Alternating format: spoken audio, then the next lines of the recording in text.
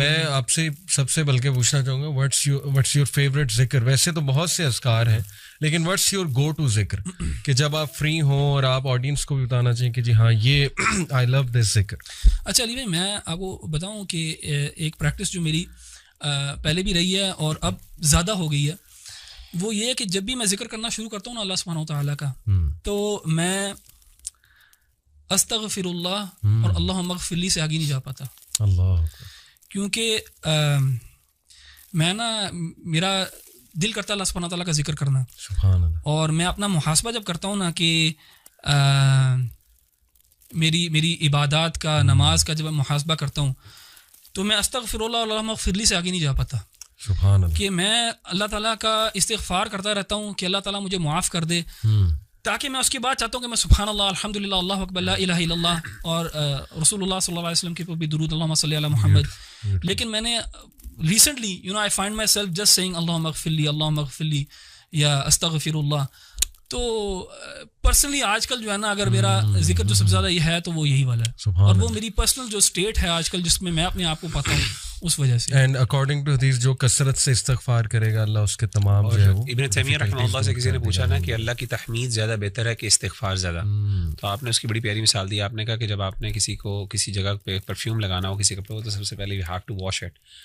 سو اس کی پرفیوم تو تحمید اللہ کی تو وہ ایک خوشبو ہے اور آپ کی گندگی جب تک صاف نہیں ہوگی تو سبحان اللہ یعنی استغفار کئی دفعہ پریسیڈنس رکھتا ہے اور سبحان اللہ. Amazing example. اچھا while I agree with what Ahmed بھائی نے کہا ہے لیکن آن دا کنٹریری اگر آپ دعا دیکھیں یونس علیہ السلام کی تو اس میں آپ کو ایک دوسری پکچر ملتی ہے. میرے لیے پرسنلی جو ہے نا حوقلہ جس کو کہا جاتا ہے لا حول ولا قوت الا باللہ, یہ بہت امپاورنگ مجھے بہت امپاورنگ دعا لگتی ہے کیونکہ اس میں جو ہے نا وہ اس بات ہے اللہ تعالیٰ کی طاقت اور قدرت کا. اور اگر آپ دیکھیں تو یونس علیہ السلام کی دعا میں بھی یہی ہے یعنی کہ اس میں بھی اس بات ہے لا الہ الا انت سبحانک انی کنت من الظالمین.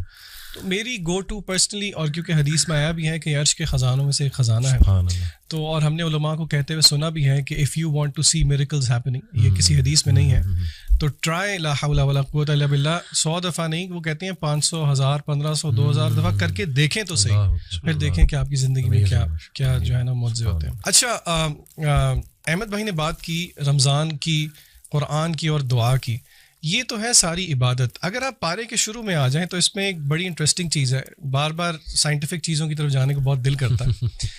اللہ تعالیٰ نے قرآن مجید کے اندر جو ہے وہ ایک طریقہ رکھا اور وہ کس چیز کو ثابت کرنے کے لیے رکھا کہ آخر اللہ کی عبادت کیوں کی جائے, یعنی کہ وہ کیا دعویٰ ہے جس کے بعد اللہ تعالیٰ کہتے ہیں اچھا کیونکہ ایسی بات ہے اسی لیے میری عبادت کرو. اللہ تعالیٰ نے ہمیشہ توحید ربوبیت کو کلیم کر کے آگے پھر کہا ہے دیر فار ورشپ می. کیا مطلب توحید ربوبیت کہ مثلاً اللہ تعالیٰ خالق ہیں, اللہ نے یہ پیدا کیا, اللہ نے وہ پیدا کیا. تو میں جن آیات کی طرف اشارہ کرنا چاہ رہا ہوں وہ آیات یہ اس پارے کے بالکل شروع ہی میں ہیں. اللہ تعالیٰ فرماتے ہیں ان فی خلق السماوات والارض واختلاف اللیل والنہار والفلک. لمبی آیت ہے بیسیکلی جس میں اللہ تعالیٰ نے تخلیق کا ذکر کیا, آسمان اور زمین کا, دن اور رات کے ہیر پھیر کا ذکر کیا, کشتیوں کی جب وہ دریا پہ چلتی ہیں لوگوں کو فائدہ دیتی ہیں, آسمان سے جب بارش برستی ہے, یعنی کہ it is the manifestation of Allah تعالیٰ کریشن. اور اسی طرح اور سورہ بقرہ کے شروع میں بھی اللہ تعالیٰ نے جب کہا یا ایھا الناس اعبدوا ربکم کہ اللہ کی عبادت کرو, اس کے آگے پھر اللہ تعالیٰ نے جو دلائل دیے وہ ربوبیت کے دیے. تو اس سے ہمیں ایک جینیسس آف فیتھ کا پتہ لگتا ہے کہ کس طرح اللہ تعالیٰ ہمیں الوہیت کی طرف لے کے جانا چاہتے ہیں کہ ہم اللہ کی کریشن پہ غور کریں. دیکھیے یہ تھیوریٹیکل بات نہیں ہے, آج کل اس کو اگر ہم پریکٹیکلی مینیفیسٹ کریں تو ہم سوچیں کہ وہ کون سی چیزیں ہیں جو کہ ہنڈرنس ہیں میرے اور آپ کے لیے کہ ہم غور و فکر کریں اللہ تعالیٰ کی تخلیق میں.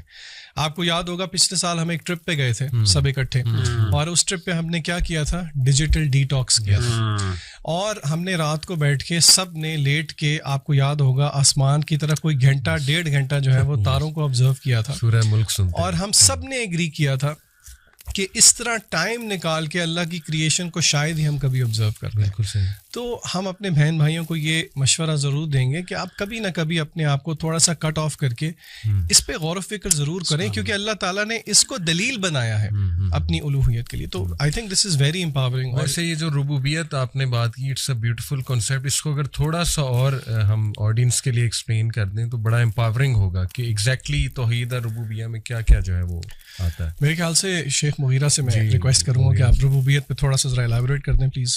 جی, اس میں نا توحید ربوبیت میں بنیادی طور پہ ویسے تو اللہ تعالیٰ کا خالق مالک ہونا, تین بڑی چیزیں ہیں کہ اللہ خالق ہے اور دوسرا اللہ مالک ہے, یعنی whatever Allah is created اللہ کی وہ ڈائریکٹ پوزیشن میں بھی ہے اور اللہ کے ڈسپوزل پہ بھی ہے. اور تیسری چیز اللہ قدیر بھی ہے. یعنی یہ تین, الملک والقدرہ اور ایک خلق, یہ تین بڑی کوالٹیز عام طور پہ توحید ربوبیہ کے اندر کوٹ کی جاتی ہیں.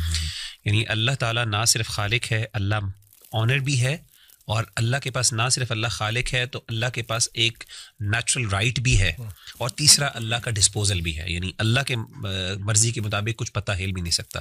یہ تین کوالٹیز جو ہیں یہ پرائمریلی ایک توحید ربوبیت کا کانسیپٹ ہے. اور میں سمجھتا ہوں جس بندے کے اندر توحید ربوبیہ کا کانسیپٹ صحیح معنوں میں انٹرنلائز ہو جائے نا, وہ کبھی بھی شرک نہیں کر سکتا, کیونکہ توحید ربوبیہ necessarily necessitates actually in fact to الوہیہ. اور یہی اللہ تعالیٰ نے ہمارے ہاں عام طور پہ بعض دفعہ یہ کہہ دیا جاتا ہے کہ توحید الربوبیہ بندے کا پرفیکٹ ہے, توحید الوہیہ نہیں.